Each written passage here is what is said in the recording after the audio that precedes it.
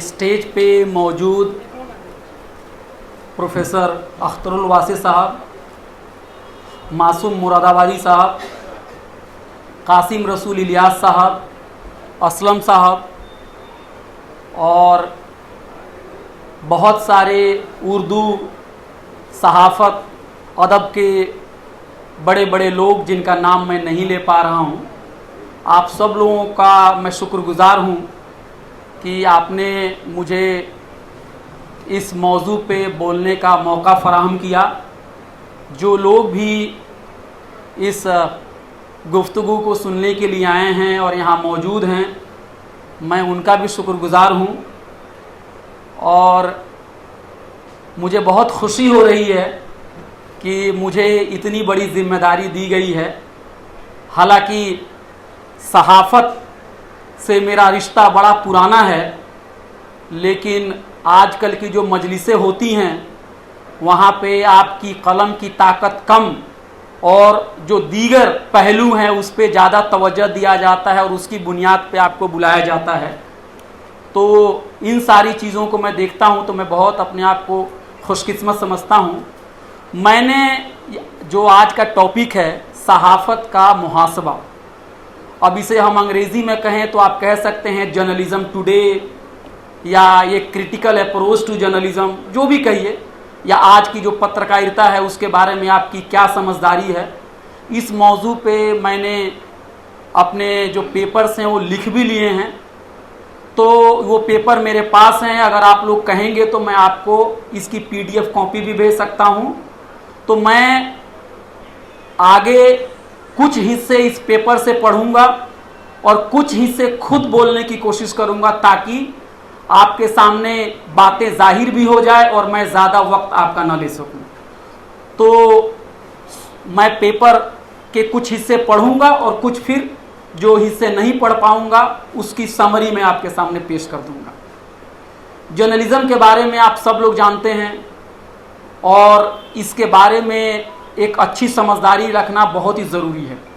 मैं इससे पहले कि मैं पेपर पढ़ूं, एक छोटा सा वाक़या मैं आपके सामने पेश करना चाहता हूं। जब मैं जामिया में पढ़ता था तो किसी प्रोग्राम के सिलसिले में मैं आपको दीनदयाल उपाध्याय मार्ग में गया हुआ था। शायद राजेंद्र भवन में कोई प्रोग्राम चल रहा था।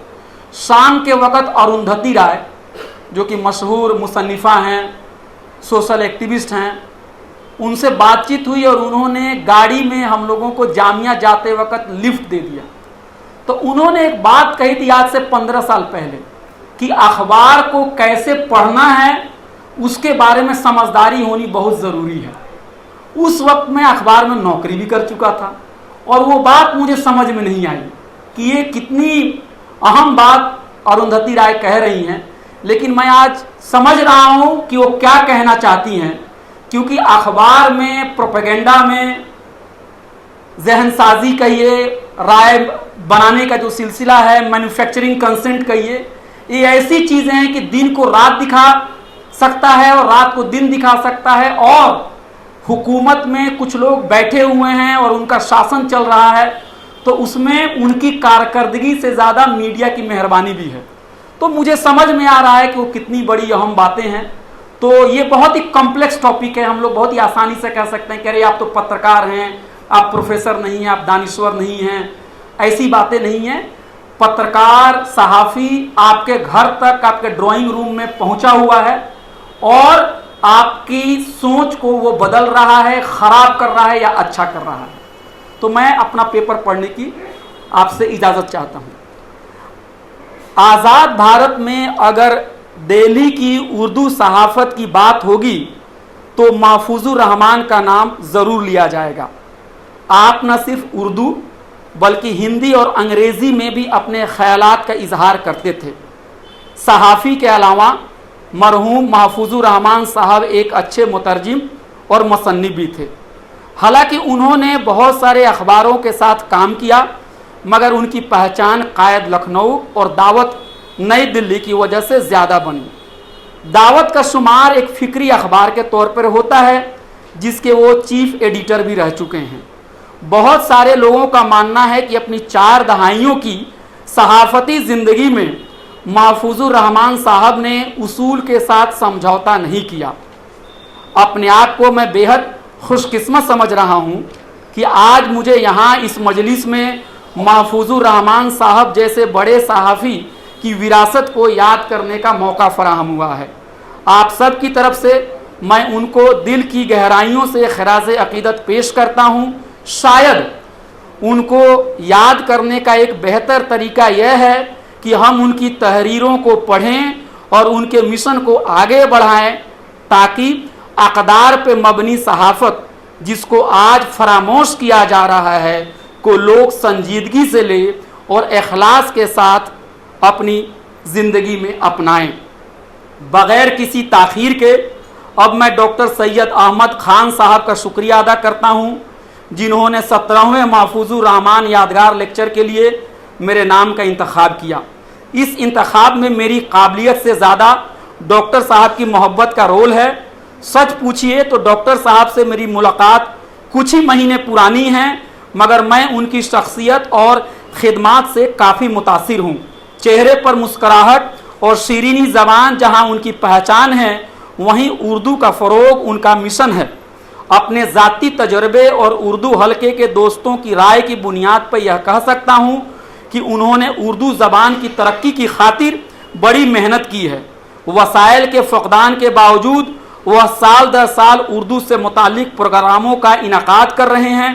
सबसे अहम बात यह है कि डॉक्टर साहब ने उर्दू दुनिया से मंसूब गुमनाम अदीबों, कलमकारों और सहाफ़ियों को प्लेटफॉर्म दिया है और उनकी खिदमात के एतराफ़ में उन्हें एजाज़ से सरफराज किया है। मुहिबान उर्दू की जमात का मैं भी एक मामूली सा रुकन हूँ। हालांकि मेरा सब्जेक्ट सियासियात और तारीख़ रहा है, मगर उर्दू ज़बान और सहाफ़त से मेरा रिश्ता काफ़ी पुराना है। बाज़ लोगों को यह बात सुनकर हैरत होती है कि मैंने अपने सहाफ़ती सफ़र की शुरुआत उर्दू प्रेस से की थी। पटना से शाया होने वाले एक मकबूल उर्दू अखबार ने सबसे पहले मुझे प्लेटफॉर्म मुहैया कराया, जहां बतौर सहाफ़ी और मजमून निगार मैंने अपने ख्यालात का इजहार किया। यकीन कीजिए, वक्त गुजरने के साथ साथ उर्दू से मेरी दोस्ती मज़ीद मजबूत हुई है। पहले से कहीं ज़्यादा अब मैं मज़ामीन उर्दू ज़बान में लिखता हूँ और ख़ुद ही उन्हें कंप्यूटर पर टाइप भी करता हूँ। आज मैं अपने इन्हीं तजर्बात बुनियाद पर असरी सहाफ़त के बारे में चंद बातें कहने की आपसे इजाज़त चाहता हूँ। भारत दुनिया की सबसे बड़ी जमहूरियत है। जमहूरियत की कामयाबी के लिए ज़रूरी है कि इक़्तिदार का गलत इस्तेमाल न हो, मगर अक्सर यह देखा जाता है कि जब कोई सियासी लीडर खुद ही तमाम फैसले लेने लगता है तो जमहूरियत के ऊपर आमरियत के ख़तरे मंडराने लगते हैं। जमहूरियत में इक़्तिदार की मरकज़ियत अक्सर अवामी फ़लाह के लिए मुज़िर साबित होती है, मगर इस मर्ज़ का इलाज ये है कि अवामी इदारों के इख्तियारात का सही बंटवारा किया जाए और इख्तिलाफ़ राय को बाहर आने से न दबाया जाए। यही वजह है कि जमहूरियत के नज़रिए साजों ने हुकूमत के मुख्तलिफ इदारों के दरमियान इख्तियारात की तकसीम को आइनी ज़मानत दी है। मिसाल के तौर पर मुक़न्निनीन का काम कानून बनाना है, आमिला का काम कानून को ज़मीन पर उतारना है, जबकि अदालत का रोल यह है कि वह इस बात को यकीनी बनाए कि सब कुछ आइन के मुताबिक चल रहा है। इस पूरी कार्रवाई में मीडिया का रोल भी बड़ा अहम है। हालांकि भारत का आइन सहाफ़ियों के लिए किसी ख़ास मुरायात की बात नहीं करता। प्रेस के बारे में आइन में किसी बाब में कोई तफसीली गुफ्तगू मौजूद नहीं है। याद रहे कि एक सहाफ़ी को जो हुकूक हासिल है वह उसे एक बतौर शहरी हासिल है। सहाफ़ी अपनी बात रखने के लिए आइन की दफ़ा 19 से अखज़ करता है, जो शहरियों को इजहार राय की आज़ादी देता है। हाल के दिनों में अदालत उज़्मा ने फिर यह बात दोहराई है कि इजहार राय की आज़ादी के बगैर किसी भी जमहूरियत का तस्वुर नहीं किया जा सकता है। यही वजह है कि इजहार राय के हुकूक आइन के बुनियादी हुकूक के हिस्से हैं। बुनियादी हुकूक किसी भी जमहूरी आइन के रूह होते हैं, क्योंकि बुनियादी हुकूक शहरियों को रियासत की ज़्यादतियों से तहफ़्फ़ुज़ फराहम करते हैं, तभी तो उन्हें किसी भी सूरत में वापस नहीं लिया जाता है। मुल्क में हमारे आइन ने बुनियादी हुकूक की अहमियत को पहचाना और उन पर ज़्यादा जोर दिया। भारत के आइन की एक अहम खुसूसियत यह है कि उसमें बुनियादी हुकूक से मुतालिक तमाम अख्तियारात को वाज़े तौर पर दर्ज किया गया है ताकि आगे चलकर इसमें कोई बड़ा इख्तलाफ पैदा न हो। मगर अलमिया यह है कि दुनिया की सबसे बड़ी जमहूरी रियासत जिसका आइन इज़हारे राय को बुनियादी हुकूक का दर्जा देता है, वहाँ मीडिया की साख पर बड़े बड़े सवाल उठ रहे हैं। आखिर कुछ तो गलत है। आखिर क्यों अक्सरियती आबादी जो दलित, आदिवासी, अक़लियत जमात, पसमानदा तबकार और ख़वातीन हैं, उनका भरोसा मीडिया से कम होता जा रहा है? क्या यह इसलिए तो नहीं है कि महकूम तबकात के मसाइल में मेन स्ट्रीम मीडिया में अक्सर जगह नहीं मिल पाती? आखिर क्यों मीडिया जो दिन रात जमहूरियत की बात करता है, उसके न्यूज़ रूम का माहौल गैर जमहूरी है? आखिर क्यों महकूम तबकात और ख़वातीन की नुमाइंदगी अखबारों और न्यूज़ रूम में भी इत्मीनान बख्श नहीं है? आखिर क्यों दुनिया की 5वीं सबसे बड़ी जीडीपी वाली मईशत का मीडिया अपने मयार के साथ समझौता कर रहा है और अब इसकी पोजीशन दुनिया के गरीब मुल्कों के मीडिया से भी बदतर होती चली जा रही है? आखिर क्यों हमारे पास आलमी सतह का कोई मीडिया हाउस नहीं है? आप सब जानते हैं कि कुछ दिन पहले प्रेस फ्रीडम इंडेक्स की रिपोर्ट आई थी और इसने भारतीय मीडिया की रैंकिंग दुनिया के 180 ममालिक में 161 दी थी, जो पिछले साल के 150 से भी काफ़ी नीचे है। इस इंडेक्स पर अगर एतबार किया जाए तो यह बात साफ हो जाती है कि भारत के मीडिया के लिए यह लम्हे फिक्रिया है। यही वजह है कि आज का उन्वान मीडिया का मुहासबा बेहद मौजू है। आज हम भारतीय मीडिया के सामने दरपेश चैलेंजेस के बारे में बात करने जा रहे हैं। यह गुफ्तगू इसलिए भी अहम है क्योंकि बगैर आज़ाद और गैर जानिबदार मीडिया के जमहूरियत का तस्वुर नहीं किया जा सकता। मरहूम महफूजुर रहमान के सहाफ़ती अक़दार भी जमहूरियत को फ़रोग़ देने वाले थे। बहुत लोग महसूस कर रहे हैं कि भारत का मीडिया आज़ाद और गैर जानिबदाराना तरीके से काम नहीं कर रहा है। कई बार सहाफ़ती ज़वाबित को वह ताक पर रख दे रहा है। इक़्तिदार की गलियों के नज़दीक पहुँचने के मुसाबक़े में वह बरसरे इक़्तिदार जमात के मफाद को कौमी मफाद के तौर पर पेश कर रहा है। मीडिया से तवक्को यह होती है कि वह सच को दिखाए और किसी मसले के बारे में तमाम पहलुओं पर बात करे। किसी भी जमहूरी मुल्क के मीडिया से उम्मीद रहती है कि वह आवाम के मसाइल को मंजरेआम पर लाए और अरबाब इक़्तिदार की कमियों पर सवालात उठाए। मगर बेहद अफसोस की बात है कि हमारे मुल्क का मीडिया खबरों और मज़ामीन को ऐसे परोस रहा है गोया वह हुकूमत का तर्जुमान हो। अरबाब इक़्तिदार की खुशनुदी हासिल करने के लिए भारतीय मीडिया कई बार सनसनीखेज़ और नफ़रत अंगेज़ तरीके से काम करता है और अपनी जिम्मेदारी को फरामोश कर देता है।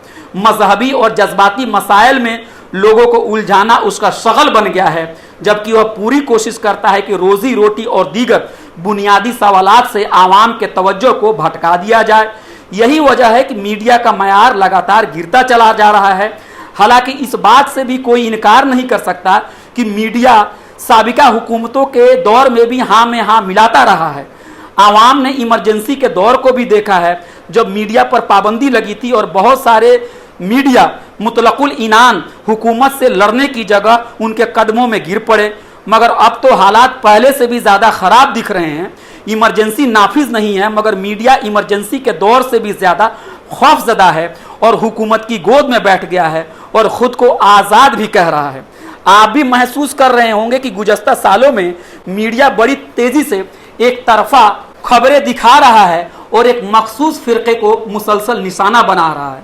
नफ़रत अंगेज़ खबरें बेरोक टोक शाया हो रही है। बेलगाम मीडिया को लगाम लगाने में अदालतें और प्रेस काउंसिल नाकाम साबित हो रही है। इसकी वजह यह है कि मीडिया को हुकूमत और सरमायादारों की हिमायत हासिल है। हालात इस कदर बिगड़ रहे हैं कि हुकूमत से सवाल पूछने की जगह मीडिया हिज़्ब इख्तलाफ का हर वक्त मजाक उड़ाता है। किसी भी रोज़ आप टीवी चैनल पर न्यूज़ देख लीजिए और उनकी 10 खबरों का तज्जिया कर लीजिए, आप पाएंगे कि 7 से 8 खबरें जहां हुकूमत की तारीफ में बनाई जाती है, वहीं बाकी की दो खबरें अपोजिशन पार्टियों की नाकामी को उजागर करने में लिखी जाती है। सोशल मीडिया की वजह से थोड़ी बहुत उम्मीद जगी थी, मगर उस पर भी बरसरे इक़्तिदार एक हद तक कंट्रोल कर रही है। सोशल मीडिया जहां हुकूमतें अपने मवाफिक मवाद को फ़रोग देने में कामयाब हो रही है, वहीं उनकी पॉलिसी से इख्तलाफ रखने वाली आवाज़ों को लोगों तक पहुंचने से रोक रही है। बहुत सारे जहदकार सहाफ़ियों के सोशल अकाउंट हुकूमत के दबाव में बंद कर दिए गए हैं और उनकी सारी मेहनत पर पानी फेर दिया गया है। जो सहाफ़ी बेबाक अंदाज में लिखते हैं और बोलते हैं, उनको तरह तरह से परेशान किया जा रहा है। मुल्क भर में सरकार की पॉलिसियों की तनकीद करने वाले सहाफ़ियों की एक बड़ी तादाद जेलों में बंद है, जबकि बहुत सारे सहाफ़ियों को शरपसंद अनासिर ने ज़ख्मी कर डाला है और कुछ हालात में हलाक भी कर डाला है। केरला के बेबाक सहाफ़ी सिद्दीक कप्पन को आप जानते ही हैं। वह 28 महीनों तक जेल में कैद थे। उनकी गिरफ्तारी 15 अक्टूबर 2020 को अमल में आई थी, जब वह दिल्ली से हाथरस जा रहे थे। उनका हाथरस जाने का सबब यह था कि वहां एक दलित की बेटी की आबरूरेजी से मुतालिक एक इंतहाई हौलनाक वाक़या पेश आया था। सिद्दीक बतौर सहाफ़ी इस पूरे सानहे को जाए वारदात से कवर करना चाहते थे, मगर उनको रास्ते में ही यूपी पुलिस ने रोक लिया। बगैर किसी जुर्म को अंजाम किए उनको मुल्जिम करार दे दिया गया। तहवील के दौरान उन पर तरह तरह के जुल्म किए गए। सवाल यह है कि कैसे एक दलित की बेटी को इंसाफ दिलाने की ख्वाहिश रखने वाला सहाफ़ी दहशतगर्द करार दिया जा सकता है? क्या अस्मत दरी के खिलाफ कलम उठाना या फिर हुकूमत की नाकामियों के खिलाफ एहतजाज करना मुल्क से दुश्मनी है? मीडिया अक्सर यह बात फरामोश कर देता है, हुकूमत से सवाल पूछना मुल्क को कमज़ोर करना हरगिज़ भी नहीं है। सरकार से अगर सवाल नहीं पूछे जाएंगे तो इस बात का खतरा रहता है कि हुकूमतें कहीं मुतलकुल इनान न बन जाए। मीडिया का काम यह होता है कि वह आवाम के मसाइल को ज़्यादा से ज़्यादा तवज्जो दे।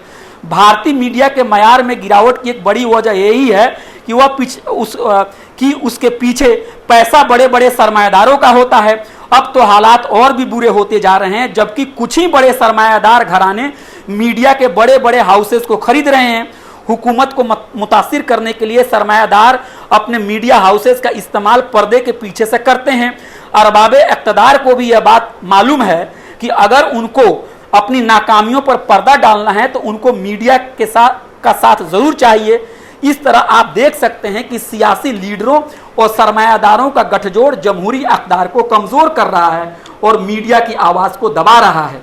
टेक्नोलॉजी और दीगर अखराजात इस कदर बढ़ गए हैं कि मीडिया को चलाना अब आम लोगों की बस की बात नहीं है। दूसरी सबसे बड़ी परेशानी यह है कि मीडिया के अंदर समाजी तकसीरियत नहीं दिखता है और एक ख़ास ज़ात और बिरादरी के लोग मीडिया पर काबिज़ हैं और वह पूरे न्यूज़ रूम को कंट्रोल कर रहे हैं। अखबार के अंदर इदारती शोबे पर मार्केटिंग डिपार्टमेंट का दबाव मुसलसल बढ़ता जा रहा है और रिपोर्टर और एडिटर की ताकत कमज़ोर होती जा रही है। जहां अखबार के मालिकान की आमदनी बढ़ रही है, वहीं सहाफ़ियों की तनख्वाह तो या तो नहीं बढ़ रही है या पहले के मुकाबले में काफ़ी कम हो गई है। यूनियन बनाने की बात भारत का आईन करता है और इसे वह बुनियादी हुकूक का हिस्सा मानता है, मगर अब सहाफ़ियों का यूनियन कहीं नज़र नहीं आता। और अगर इस तरह की बात करने वाले सहाफ़ी आगे आते हैं तो अखबार के मालिकान उनको निशाना बनाते हैं। कोरोना वबा के दौरान बहुत सारे सहाफ़ियों को नौकरी से निकाल दिया गया और उस पर मीडिया में कोई शोर नहीं मचा। आए दिन मजदूर के बचे हुए हुकूक भी वापस लिए जा रहे हैं, मगर यह मीडिया की बहस में जगह नहीं बना पाता है।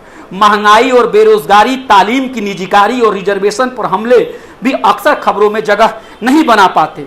मीडिया को यह सोचना चाहिए कि भारत जैसे तकसीरियत पर मबनी समाज में लोगों के मफाद कई बार एक दूसरे से टकराते हैं। यह एक फितरी चीज़ है और इस हकीकत को तस्लीम करना चाहिए। मिसाल के तौर पर समाज के अगले सफ़ों में बैठने वाले लोग अक्सर दबे कुचले लोगों के हुकूक को अपने ज़ाती मफाद के लिए गसब कर देते हैं। मीडिया का काम यह होना चाहिए कि वो समाज के हाशिए के लोगों की आवाज़ बने, मगर मीडिया ताकतवर लोगों की मफाद को कौमी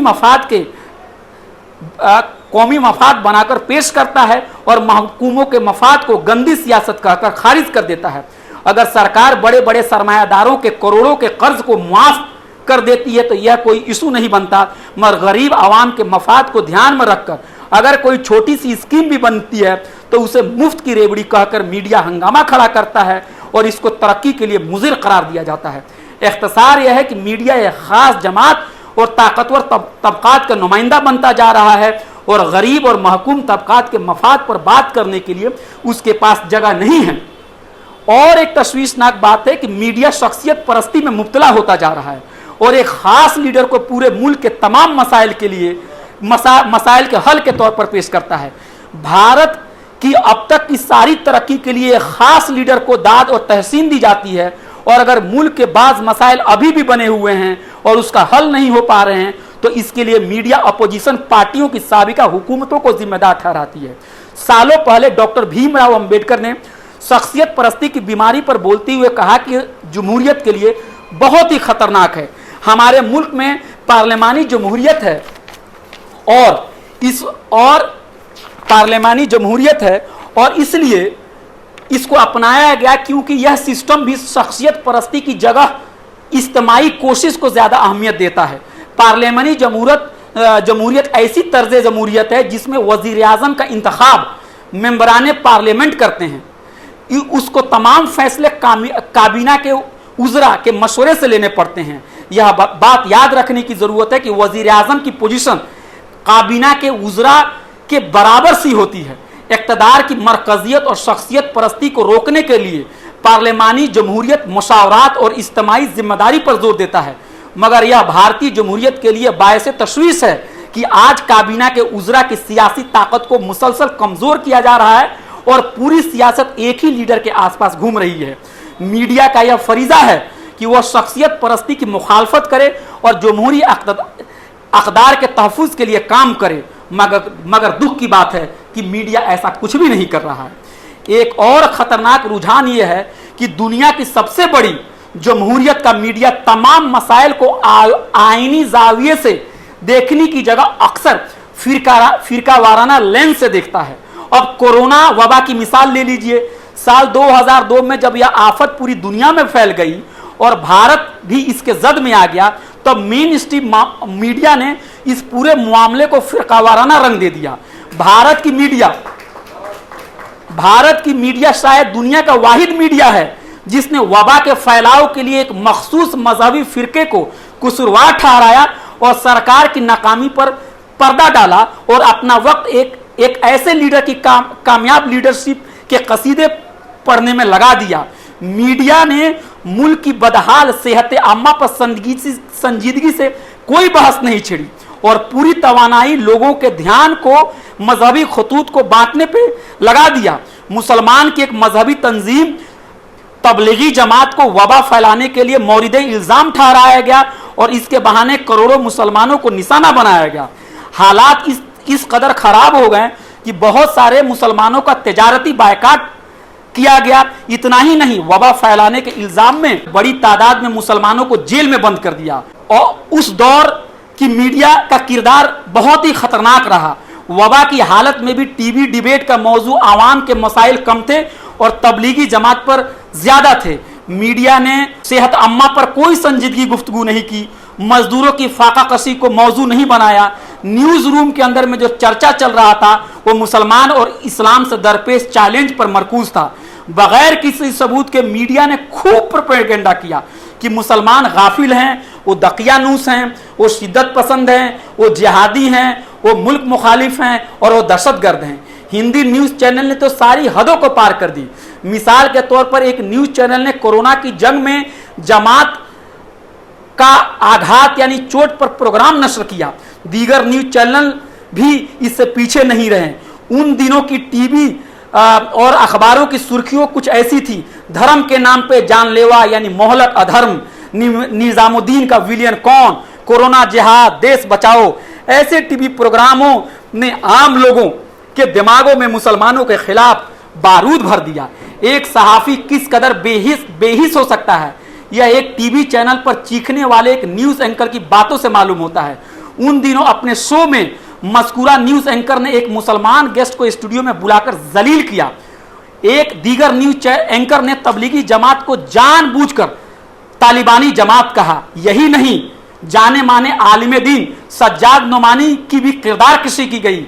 इख्तिसार यह है कि उन दिनों फिरका परस्ती का वायरस कोरोना के वायरस से भी तेजी से फैला, मगर सच्चाई आखिर सामने आ ही गई। महीनों बाद खुद मुंबई हाई कोर्ट ने तस्लीम किया कि तबलीगी जमात को पूरे मामले में बलि का बकरा बनाया गया है। फिर आलमी इदारे सेहत यानी WHO की भी रिपोर्ट आ गई, उसने सरकार की नाकामी पर बड़े सबूत फराहम किए। WHO ने कहा कि भारत में कोरोना वबा से 47 लाख अफराद हलाक हुए हैं। WHO के आदादो शुमार भारत के सरकारी आंकड़ों से 10 गुना ज्यादा थे। साल 2021 के आखिर तक कोरोना वबा की वजह से सरकारी आंकड़े के मुताबिक 4,81,000 जाने गई, मगर WHO का कहना था कि मरने वालों की असल तादाद सरकारी फिगर से 10 गुना ज्यादा है। सेहत आम्मा के माहिरीन का मानना है कि WHO की बात हकीकत के ज्यादा करीब है। यह इसलिए कि कोरोना वबा के दौरान सरकार ने लोगों को बेसहारा छोड़ दिया और मुल्क भर में लोग दवा, ऑक्सीजन, इलाज के लिए रोते रहे। मगर मुसीबत की इस घड़ी में मुल्क के ज्यादातर मीडिया हाउसेज ने आवाम का साथ छोड़ दिया। कोरोना के दौरान मीडिया का रोल इस खदशे को तक़वियत फराहम करता है कि अब मीडिया एक कारोबार बन चुका है और इसके लिए आवामी मसाइल की अहमियत उसके जाती मफाद से कहीं ज्यादा है। कोरोना वबा के दौरान सरकार मुसलसल आवाम मुखालिफ फैसले करती रही। उनमें से एक 3 ज़रई कानून भी थे। किसानों ने इस कानून को मुल्क और अपने मफाद के सरासर खिलाफ समझा और उनको यह यकीन हो गया था कि सरकार अब उनसे अनाज नहीं खरीदेगी और ज़राअत को बाजार के हवाले कर दिया जाएगा और इस पर सरमायादार काबिज हो जाएंगे। इन खतरात को समझते हुए किसानों ने बड़ी तहरीक छेड़ी और वह दिल्ली समेत मुल्क के मुख्तलिफ हिस्सों में धरने पर बैठ गए। इस तहरीक के दौरान भी मीडिया का रोल बड़ा ही मनफी रहा। मेन स्ट्रीम मीडिया ने न सिर्फ किसानों की बातों को वाजिब जगह नहीं दी, बल्कि उसने बड़े सरमायादारों के मफाद को कौमी मफाद बनाकर पेश किया। दूसरी बात यह है कि धरने पर बैठे किसानों की शबीह खराब करने के लिए मीडिया ने उन्हें खालिस्तानी और उनके तार दहशतगर्दों से भी जोड़ दिए। इस तरह बेबुनियाद इल्जामात लगाते वक्त मीडिया ने यह भी नहीं सोचा कि किसानों की लड़ाई मुल्क के गरीब लोगों की लड़ाई है। अगर अनाज को बाजार के हवाले कर दिया गया और यह तिजारत की शय बन गई तो करोड़ों लोगों के पेट पर लात पड़ जाएगी। उन दिनों ने भी अखबार के सफात किसान मुखालिफ खबरों और मज़ामीन से भरे पड़े थे। किसी अखबार ने कहा कि वह मुबैना तौर पर अपोजिशन पार्टियों के मौका पर सियासत से गुमराह हो गए हैं, तो दूसरे अखबार ने ज़रई कानून के फायदे गिनवाए। यह भी कहा गया कि किसानों के मुजाहरे में खालिस्तानी अनासिर दरअंदाजी कर चुके हैं। हिंदी के अखबार ने किसानों को दरपेश परेशानियों की बात नहीं की, मगर उनको यह खूब बात सता रही थी कि एहतजाज की वजह से दिल्ली के लोगों को दिक्कत का सामना करना पड़ रहा है। एक अखबार ने लिखा कि यूपी गेट पर धरने की वजह से ट्रैफिक जाम हो गया है। एक दीगर अखबार में अपोजिशन पार्टियों पर गंदी सियासत करने का इल्ज़ाम लगाया गया और दावा किया गया कि उन्होंने किसानों का इस्तेमाल हुकूमत को निशाना बनाने के लिए किया है। किसान तहरीक के दौरान मीडिया का रोल ने इस बार फिर इस खदशे को मजीद तक़वियत दी है कि मीडिया की बड़ी दिलचस्पी बड़े सरमायादारों के मफाद को पूरा करना है और समाज में गैर बराबरी का जो निज़ाम है उसको बचाए रखना है। किसान तहरीक इस बात की गवाह है कि मीडिया ने अवामी मसाइल से खुद को अलग कर लिया था और बड़े सरे इक़्तिदार के मौक़िफ़ को कौमी मफाद बनाकर पेश किया था। मीडिया का रोल शहरी हुकूक के दिफा के इशू पर भी काफ़ी मनफी रहा है। हाल के दिनों में उत्तर प्रदेश में इंसानी हुकूक की पामाली की कई खबरें आ रही हैं और रियासत के नज़्म व नस्क पर बड़े बड़े सवालात उठाए गए हैं। रियासत में अक़लियतों और दीगर महकूम तबकात को भी निशाना बनाया गया। कई मौक़ों पर कानूनी तरीक़ेकार को बाईपास करके पुलिस ज्यादतियाँ कर रही हैं और उसने बहुत सारे इनकाउंटर भी किए हैं। अक़लियतों को घरों को बुलडोज़र से तोड़े जाने की कार्रवाई भी इंसानी हुकूक से मुंसलिक अफराद ने इसके ऊपर गम और गुस्सा का इजहार किया है। इन तमाम संगीन मसाइल पर भी मीडिया का रोल मनफी रहा है और उसने आईन और कानून की बात करने की जगह बुलडोजर राज की अहमियत पर जोर दिया है। गुज़श्ता साल जेएनयू की तालिबा और जेहदकार आफरीन फातिमा के घर को यूपी पुलिस ने अचानक मिसमार कर दिया। कानून के माहिरीन का कहना है कि रियासती हुकूमत ने अपने इख्तियारात का सरीह गलत इस्तेमाल किया और कानून और आईन का मजाक उड़ाया था।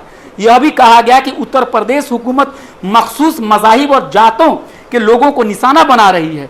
हुकूमत पर सेकुलरिज्म और आईनी अक़दार के साथ भी समझौता करने का भी इल्ज़ाम लगाया गया है, मगर मीडिया ने कभी इन सवाल को नहीं उठाया।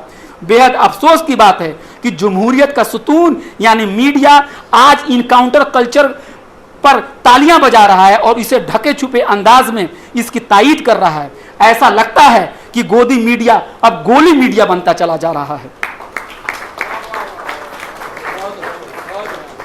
हालांकि हालात बहुत ही तारीक नजर आ रहे हैं, मगर सवाल यह है कि इस बिगड़ते हुए हालात को दुरुस्त करने के लिए हमें आगे आना पड़ेगा। इस मुल्क की जमहूरियत को बचाने के लिए यहाँ के महकूम तबकात को क़यादत करनी होगी, क्योंकि अगर जमहूरियत के ऊपर खतरे के बादल छाएं तो इसका सबसे बड़ा नुकसान कमज़ोर और दबे कुचे तबकों का होगा। हल तलाश करने के लिए मैं आपको माहिर लिसानियात और दानिश्वर नोम चोम्स्की की तहरीरों की तरफ लेके जाने की इजाज़त चाहता हूँ। याद रहे कि नोम चोम्स्की की किताब मैन्युफैक्चरिंग कंसेंट में मुतबादिल मीडिया के हल्के में एक बहुत ही अहम तहरीर मानी जाती है। प्रोफेसर चोम्स्की का कहना है कि जो मीडिया को जमहूरी अक़दार पर ढालने के लिए काम करना होगा, और उन्होंने कुछ मशवरे भी दिए हैं, जैसे ज़मीनी सतह पर चलने वाला मुतबादिल मीडिया को आगे लाना होगा, और उन्होंने इसकी अहमियत पर जोर दिया। उनका कहना है कि मुतबादिल मीडिया को चलाने के लिए आवाम को आगे आना होगा, और ये जो मुतबादिल मीडिया होगा वो सरमायादारों के चंगुल से आज़ाद होगा, और इसका मकसद आवाम की फलाह ना कि मुनाफा कमाना होगा। नोम चोम्स्की की तहरीरों और उनके ख्यालात को सामने रख के हिंदुस्तान में एक कामयाब तजर्बा हुआ है, उसकी बात मैं यहाँ रखूँगा, फिर मैं अपनी बात को ख़त्म कर दूंगा। आप लोग काउंटर करेंट्स नाम के एक वेबसाइट को जानते होंगे। काउंटर करेंट्स वेबसाइट जो है एक अंग्रेज़ी का वेबसाइट है, जो गुजरात दंगे के बाद इसको लॉन्च किया गया। और काउंटर करेंट जो वेबसाइट है उसका भी मानना है कि हम लोगों को किसी भी इदारे से कोई माली इमदाद लेने की ज़रूरत नहीं है, सरमायादारों को पैसा लगाने की इजाज़त देने की ज़रूरत नहीं है, और हर तरह के ख्यालात और फिक्र को फ़रोग़ देने की ज़रूरत है। और इस न्यूज़ पोर्टल के मुदीर आला जिनका नाम बीनू मैथ्यू है, और आज अगर आपके मज़ामीन किसी भी अखबार में जगह नहीं बना पाते हैं तो आप काउंटर करेंट में भेजते हैं तो वो मजमून जो है वो छप जाता है। और कहीं ना कहीं जो नोम चोम्स्की का कहना है कि हमें अब जो स्टेट कंट्रोल मीडिया है, जो सरमायादारों का जो मीडिया है, अगर आप उनकी तरफ बहुत उम्मीद भरी निगाह से देखेंगे तो वहाँ बहुत ज़्यादा रोशनी नहीं है। हम सब लोगों को आगे आना पड़ेगा और हमें खुद दिया जलाना पड़ेगा और किसी फरिश्ते का इंतजार नहीं करना पड़ेगा, क्योंकि अगर जुल्म और जाती हमारे खिलाफ हो रही है और हमारा जो हुकूक है, हमारे जो हुकूक है, अगर उसके ऊपर लाठी पड़ रही है तो उस हुकूक को बचाने के लिए, उसके तहफ़्फ़ुज़ के लिए हमें ही आगे आना पड़ेगा। लेकिन जो रास्ता है, जो अंधेरे से, जो इस तारीकी से दूर जाने का एक जो रास्ता है, वो रास्ता है कि हम सब लोगों को चिराग जलाने की जरूरत है और हमें अपनी बदहाली को दूर करने के लिए किसी बड़े एंकर और किसी बड़े राइटर का इंतजार करने की जरूरत नहीं है। और मैं काउंटर करेंट्स और जो नोम चोम्स्की की जो बातें हैं उसको एक मिसाल के तौर पे मैं पेश करना चाहता हूं कि पहाड़ पे जिस तरह से एक चिराग होता है जो अंधेरे को, तारीकी को खत्म नहीं करता है लेकिन उम्मीद का दिया जला रखता है, वो चिराग है उम्मीद का। उसी तरह जो भी छोटे छोटे आप या हम जो काम कर सकते हैं वो हमारे लिए उम्मीद का चिराग है और हमें खुद अपने घरों से चिराग जलाने की जरूरत है। और जो लोग हमारे इश्यूज को उठाने के लिए आगे आए उनका इस्तकबाल है, लेकिन हमें अपने इश्यूज को खुद उठाना पड़ेगा। इन्हीं बातों के साथ मैं अपनी बात को यहाँ पे ख़त्म करता हूँ। अगर आप पेपर पढ़ना चाहें तो आप मुझसे ले लीजिएगा, मैं व्हाट्सएप पे भेज दूंगा। आपने मुझे मौका दिया, बहुत बहुत शुक्रिया।